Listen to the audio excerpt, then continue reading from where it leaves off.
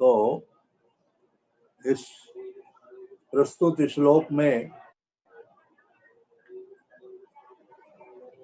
महाराज परीक्षित के द्वारा पूछे गए सभी प्रश्नों के उत्तर श्री सुखदेव गोस्वामी दे रहे हैं। पिछले अध्याय में आपने अध्ययन किया, महाराज परीक्षित ने कितने सारे प्रश्न किए हैं। अब उन सारे प्रश्नों का उत्तर भगवान का उद्धरण देते हुए श्री सुखदेव गोस्वामी महाराज परीक्षित को दे रहे हैं। बहुत ध्यान से समझने सुनने की जरूरत है। कह रहे हैं इस श्लोक में कि जैसे ही जीवात्मा अपनी स्वाभाविक महिमा में स्थित हो जाता है और काल तथा माया से गुणातीत हो जाता है, वैसे ही यह जीवन की दो भ्रांत धारणाओं मैं तथा मेरा को त्याग देता है और शुद्ध आत्म स्वरूप में प्रकट हो जाता है। माया, माया, माँ का मतलब होता है नहीं, या का मतलब है। जो नहीं है उसको माया कहते हैं। हम इसे अच्छी तरह से समझ सकते हैं। यह जो भौतिक जगत है, ये सापेक्ष जगत है, आध्यात्मिक जगत का सापेक्ष जगत है और ये सत्य नहीं है, लेकिन दिखता है सत्य जैसा, है कि नहीं? आप श्रीमद् भागवत के पहले ही श्लोक में जिसमें बताया गया है ये जो संसार है इसमें बड़े बड़े ज्ञानी ब्रह्मा शिव जैसे लोग मोहित हो जाते। जो जन्माद्यस्य तोन्मयाति तस्मात् अर्थो सुराट तेने ब्रह्म हृदय आदि कवये मोहयन्ति यत सूर्यः तेजो वारिमृतां यथा विनिमयो यत्र सर्गो मृषा धाम्ना स्वेन सदा निरस्तकुहकं सत्यं परम धीमहि। अच्छे अच्छे ज्ञानी मोहित हो जाते हैं इस संसार में। मैं और मेरा, ये मैं हूं, ये मेरा। मैं कौन है? ये जो जीवात्मा है यही मैं है ना। और ये मोहग्रस्त जब होता है तो संसार में अपने आप को, अपनी देह को मेरा, अपने कुटुंब को मेरा, इस जगत को तरह तरह से वो परिभाषित करता है। मेरा समाज है, मेरा राष्ट्र है, मेरे सगे संबंधी है। कि मैं और मेरा का जो चक्कर है ये कब खत्म होता है? जब ये वास्तविकता में अपने आप को समझ लेता है कि वो है क्या। वास्तविकता में जीव जो है उसका स्वरूप क्या है? जीवेर स्वरूप है कृष्णेर नित्य दास। ये नित्य कृष्ण का दास है, यही वास्तविक स्वरूप है। किंतु इस भौतिक जगत में आने के बाद ये कंटामिनेटेड हो जाता है, दूषित हो जाता है और भगवान को भूल करके इस संसार में नाना प्रकार की खोजें करने लगता है। और जीवन की ये दो भाव दो श्रेणियों के मनुष्यों में प्रकट होते हैं। एक भक्त है, एक अभक्त है। एक भक्त है, एक अभक्त है। एक कर्मी है, एक ज्ञानी है। कर्मी जो है उनकी अवस्था मैं तक है, ज्ञानी जो है उनकी अवस्था मेरा। जब उनको ज्ञान हो जाता है तो मेरा मेरा करने लगता है। और कर्मी जो है वो कहते हैं मैंने किया, मैं कर रहा हूं। उनके मन में ये भाव होता है और ये दोनों ही जीव को बांध करके संसार में नचाते हैं। यही है माया।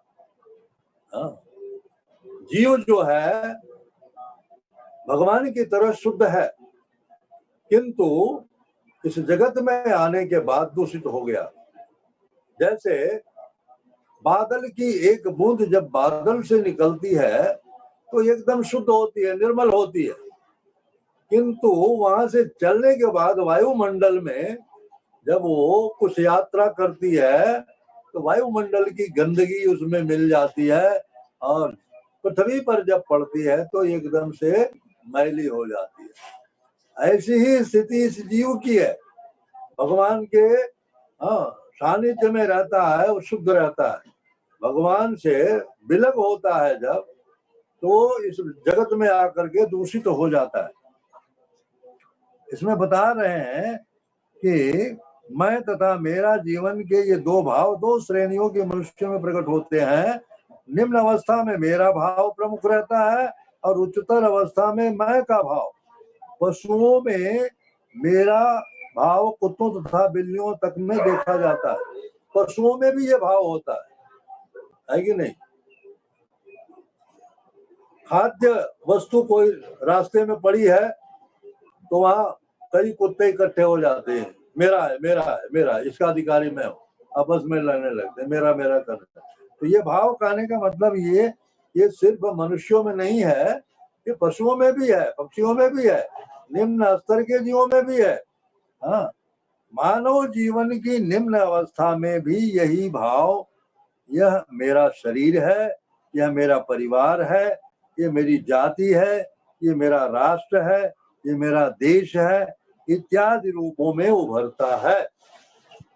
जीव अपनी आइडेंटिटी को, अपनी पहचान को भूल जाता है और भ्रांत धारणाओं में पड़ करके वो यहाँ पर भ्रमित हो जाता है। जो वास्तविकता में नहीं है उसको मान बैठता है और इन्हीं चक्कर में पड़ करके इस जगत में नाना प्रकार की योनियों में इसका भ्रमण होता रहता है। हाँ, इनकी धारणा क्या है?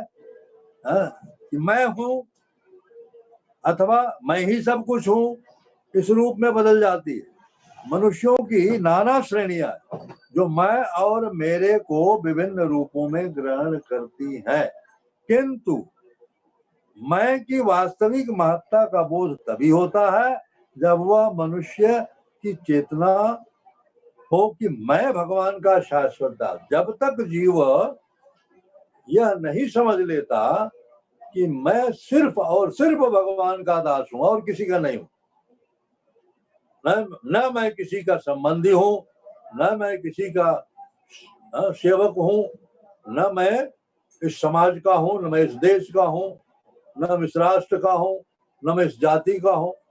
ऐसा देखा जाता है कि 4 योग्यताएं जो इस भौतिक जगत में उच्चतर मानी गई है, जैसे कि उच्च कुल में जन्म, उच्च कुल में जन्म, शिक्षा, धन और बल, ये 4 चीजें ये मनुष्य को आध्यात्मिक मार्ग पर चलने में बाधक होती है। यदि कोई उच्च कुल में जन्म लिया तो उसको इसका अहंकार होता है, मैं तो बहुत कुलीन हूं, उच्च कुल में पैदा हुआ हूं, मेरे समान कोई नहीं। तो वो अध्यात्म में उसकी रुचि नहीं होती, ये बाधक हो जाता। इसी प्रकार जिसको उच्च शिक्षा प्राप्त है, उच्च शिक्षा प्राप्त होने के बाद भी वो सोचने लगता है मैं विद्वान हूं, मेरे जैसा कोई विद्वान नहीं है, उसके अंदर ये अहंकार जागृत हो जाता है। हाँ, उस अवस्था में भी वो भगवान की शरण में जाने से कतराता है। यदि कोई बहुत शक्तिशाली है, मान लीजिए विश्व चैंपियन है, तो उसको ये अभिमान हो जाता है कि मेरे जैसा कोई शक्तिशाली नहीं है, मैं क्यों भगवान की शरण में जाऊं, वो भगवान को नहीं मानता। ऐसे ही हाँ, उच्च कुल में जन्म, विद्या, और कोई मान लीजिए बहुत सुंदर है, किसी को बहुत सौंदर्य मिल गया भगवान की कृपा से, तो वह भी जो है वो भगवान की शरण में जाने को कतराता है। तो ये 4 चीजें भगवत भक्ति के लिए बाधक होती है और ये 4 चीजें जो है कोई जल्दी त्याग नहीं सकता है। मैं और मेरा का जो स्वरूप है वो इन 4 के अंतर्गत ही उसको बांध करके रखता है।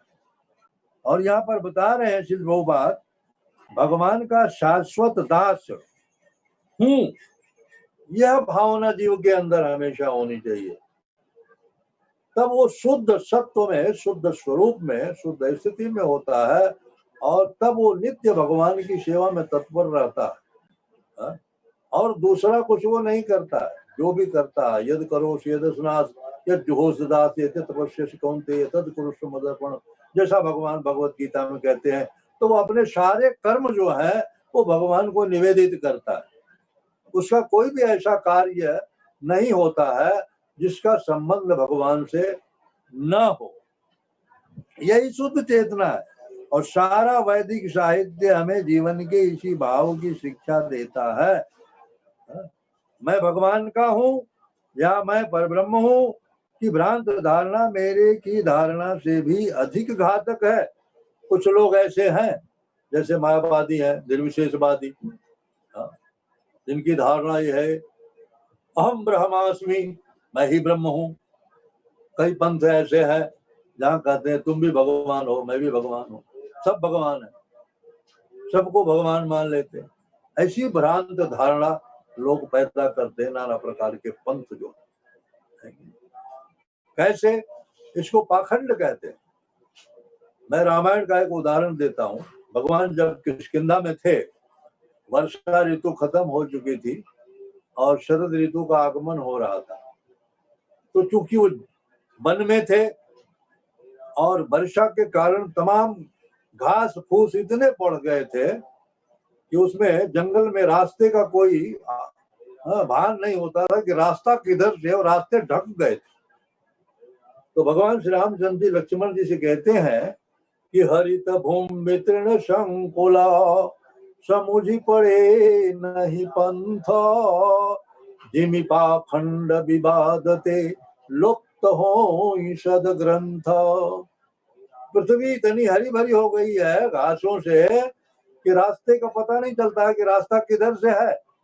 वैसे ही संसार में पाखंडियों के विवाद से, पाखंडी लोग जो है, जो सत्य को ढक देते हैं, असत्य का प्रवचन करते हैं, हाँ, और उनके इस पाखंड विवाद से सारे ग्रंथ, श्रीमद् भागवत हो या भगवद गीता हो या अन्य पुराण हो, वैदिक साहित्य हो, वो सब लुप्त हो जाते हैं, पता ही नहीं चलता है। वो अपने ढंग से उसकी व्याख्या करते हैं और लोगों को गुमराह करके उनको भ्रम में डाल देते हैं। ऐसी स्थिति है। मैं परब्रह्म हूँ, जीव परब्रह्म कैसे हो सकता है? जीव तो हमेशा भगवान का दास है, जीवेर स्वरूप है कृष्ण नित्य दास। परब्रह्म कैसे? अपने को परब्रह्म मान लेता है, वो उसी दिन से इस माया के चंगुल में फंस जाता है।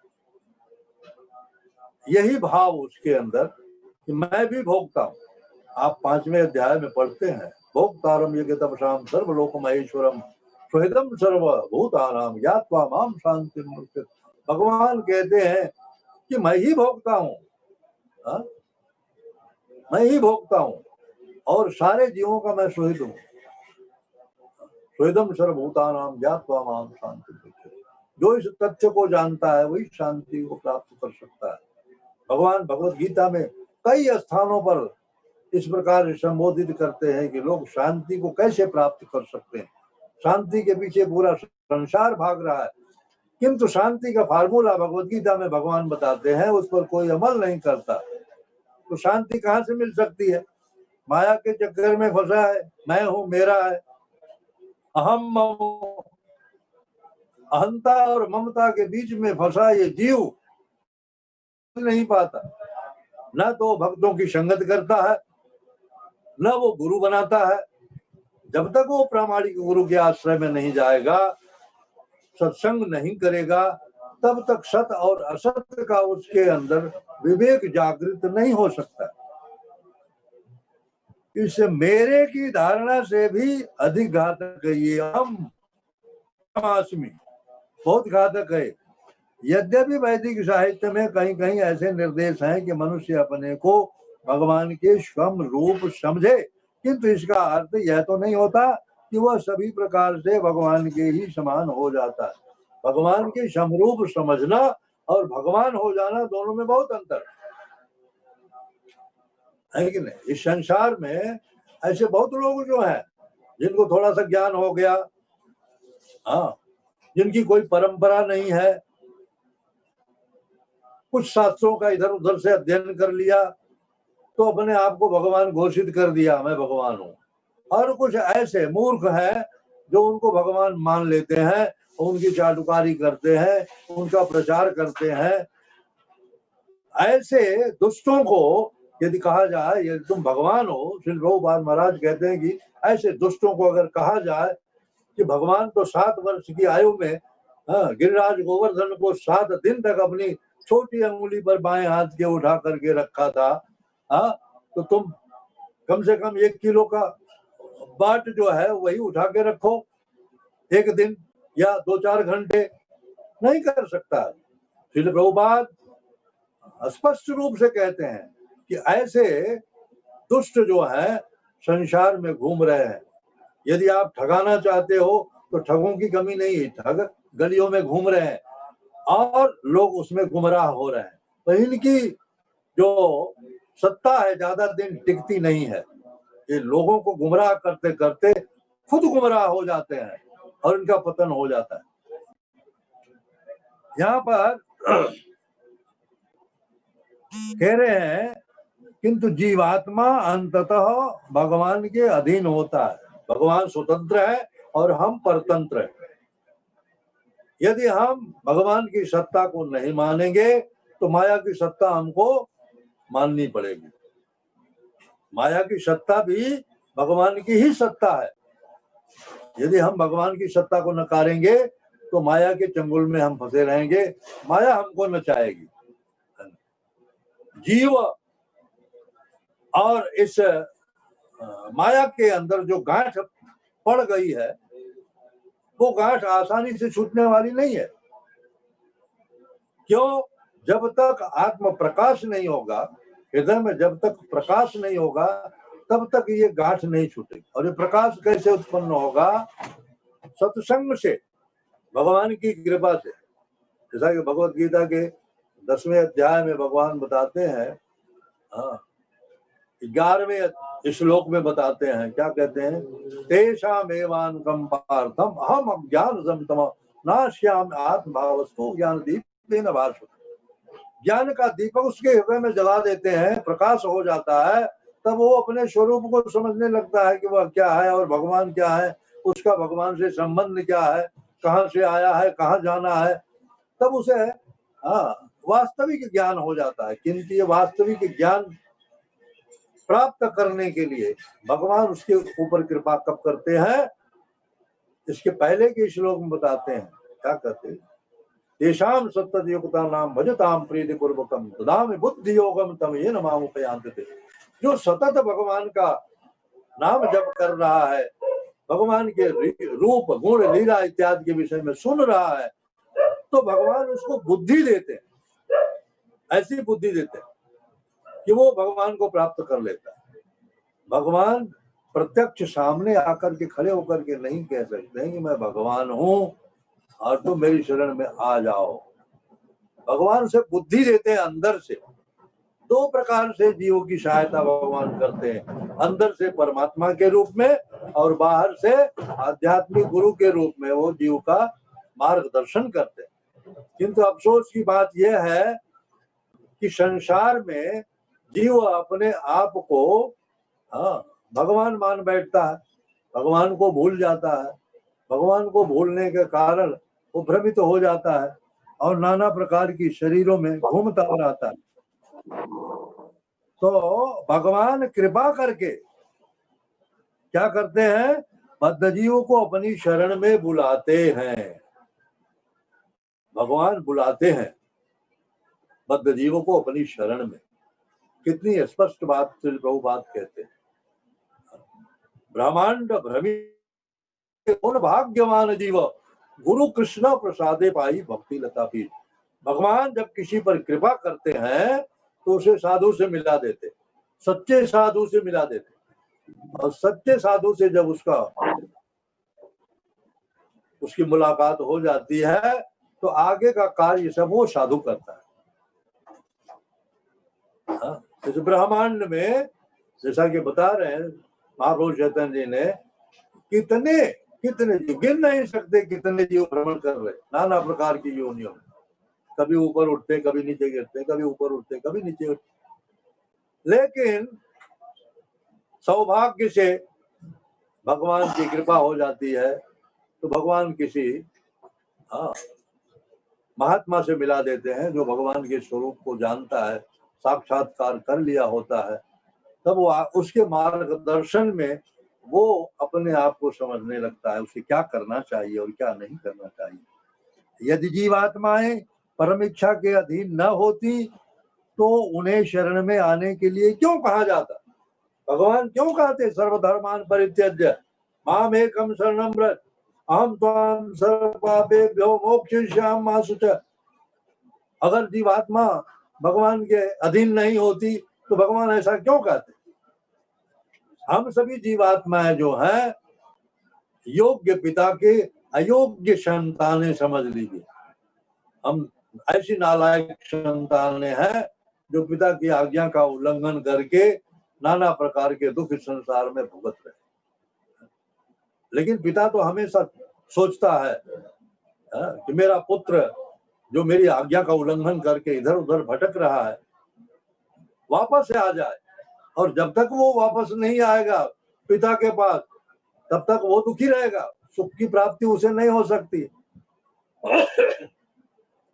और सबसे बड़ी बात इस संसार में क्या है, जैसे उदाहरण देते हैं हमारे आचार्य, कोई बच्चा माता पिता से बिछड़ गया, रो रहा है, तड़प रहा है, हाँ, माँ को पिताजी को पुकार रहा है, और कोई सज्जन व्यक्ति उसे मिल गया और उसे उसके माता पिता के पास ले जा करके पहुंचा दिया, तो उसके माता पिता प्रसन्न हो जाते हैं उसको पा करके, और वह भी अपने माता पिता के पास पहुंच करके प्रसन्न हो जाता है।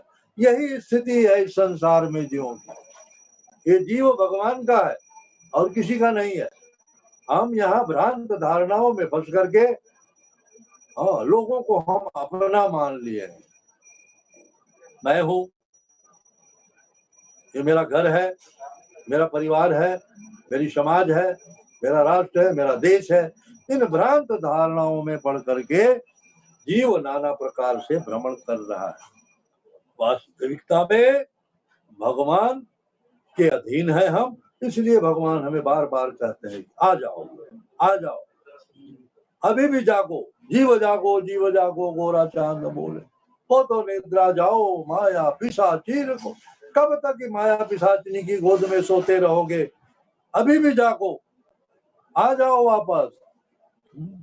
यदि जीव सभी प्रकार से ईश्वर के समकक्ष होता तो फिर वह माया के अधीन क्यों रखा जाता? जीव भूल से अपने आप को भगवान के समान समझ लेता है। ईश्वर के समान जीव कभी हो ही नहीं सकता। ईश्वर स्वतंत्र है, जीव परतंत्र है, ये स्थिति है। हम इसकी व्याख्या, श्रील प्रभुपाद कहते हैं, हम इसकी व्याख्या कई बार कर चुके हैं कि भौतिक शक्ति माया भगवान के द्वारा नियंत्रित है। यह जो भौतिक प्रकृति है, गीता में भगवान बताते हैं, मय्याध्यक्षेण प्रकृति सूयते सचराचरम। ये जो भौतिक प्रकृति है ये मेरी अध्यक्षता में कार्य करती है, स्वतंत्र नहीं है। भगवत गीता के 9वें अध्याय में बताया गया है कि माया के ऊपर भगवान की नियामक शक्ति की पुष्टि की गई है। क्या कोई जीवात्मा जो अपने को परमेश्वर के समकक्ष मानता है माया को बस में कर सकता है?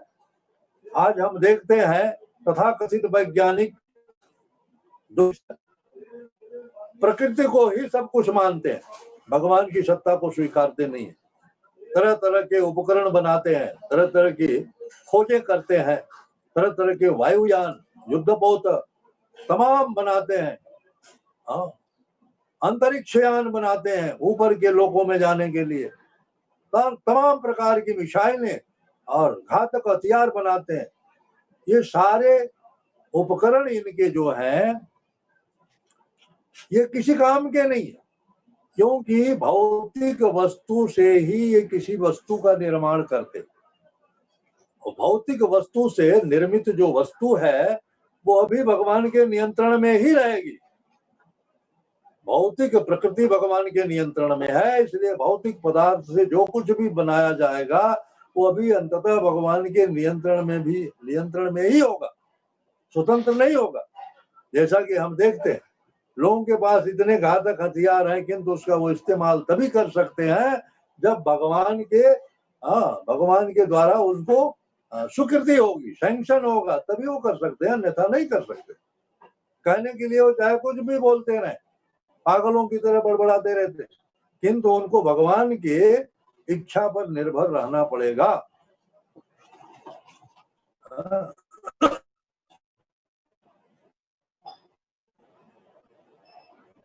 मूर्ख मैं जवाब देगा कि भविष्य में वह कर सकता है। जैसा कि 16वें अध्याय में भगवत गीता में बताते हैं, आसुरी प्रवृत्ति के लोग जो है, कल मैंने इसको परास्त किया, कल मैं उसको परास्त करूंगा, कल मैंने उसको मारा, कल उसको मारूंगा, मैं धनवान हूँ, मैं बलवान हूँ, मैं भोक्ता हूँ, मेरे समान कोई दूसरा नहीं है। ये आसुरी प्रवृत्ति। भगवत गीता में भगवान बड़े सुंदर ढंग से बताते हैं, दैवी प्रकृति और आसुरी प्रकृति दोनों को बताया है भगवान ने। तो जब तक हम आसुरी प्रकृति के चंगुल में है, मैं और मेरे के चक्कर में फंसे हुए हैं, तब तक हमें शुद्ध स्वरूप प्राप्त नहीं हो पाएगा और भगवान को समझ नहीं पाएंगे। इसलिए हमेशा यही परामर्श दिया जाता है। क्या दिया जाता है? Chant Hare Krishna and be happy. Bhagavad Gita के कथन है कि परमेश्वर की शरण में जा करके मनुष्य माया के बस से मुक्त हो सकता है। हम सुख के पीछे भाग रहे हैं दुनिया में, और जितना ही हम सुख के पीछे भागते हैं, सुख उतना ही आगे आगे भागता है, मृग मरीचिका की तरह। जैसे मृग रेगिस्तान में उसको लगता है कि आगे पानी है, रेत की चमक को पानी समझ करके वो भागता है उसके पीछे, और जितना वो उसके पीछे भागता है वो चमक और आगे चली जाती है, और स्थिति आती है भागते भागते भागते भागते वो थक जाता है और परास्त होकर के गिर पड़ता है, दम तोड़ देता है, मर जाता है, और पानी उसको नहीं मिलता है क्योंकि पानी है ही नहीं है। ऐसे ही संसार में मनुष्य सुख के पीछे भाग। हमारे आचार्य उदाहरण देते हैं, आप सूर्य की तरफ मुख करके चलो तो आपकी परछाई आपके पीछे पीछे आती है, और सूर्य की तरफ आप पीठ करके चलो तो आपकी परछाई आपके आगे आगे चलती है कि नहीं? आपकी छाया, यदि आप सूर्य की तरफ पीठ करके चल रहे हो तो आपकी छाया आपके आगे आगे चल रही है। जहां तक आप चलोगे आपकी छाया आगे आगे रहेगी। यदि आप सूर्य की तरफ मुख कर लेते हो तो वह आपकी परछाई, आपकी छाया आपके पीछे पीछे आती। इसी प्रकार आप जब भगवान की शरण ले लेते हो, भगवान की तरफ अपना रुख कर लेते हो, तो सारे सुख, सारी कल्याणकारी चीजें जो है वो आपके पीछे अपने आप आने लगती हैं। आपको किसी के पीछे भागने की आवश्यकता नहीं पड़ती है। यह जीवों को समझने की आवश्यकता है। उसी मतलब भागवत में इन सारे प्रश्नों को जो महाराज परीक्षित ने पूछा श्री सुखदेव गोस्वामी से, वो सारे प्रश्नों का उत्तर श्री सुखदेव गोस्वामी बड़े अच्छे ढंग से दे रहे हैं, और प्रभुपाद महाराज इसका विश्लेषण करते हैं। और आपको अच्छी तरह से इसको पढ़ना है, अच्छी तरह से इसको सुनना है, और भगवान की भक्ति में अग्रसर होना है। जितना आगे बढ़ते जाएंगे आप, उतना ही आपको इस भागवत का रस जो है वो मीठा लगने लगेगा। हरे कृष्णा।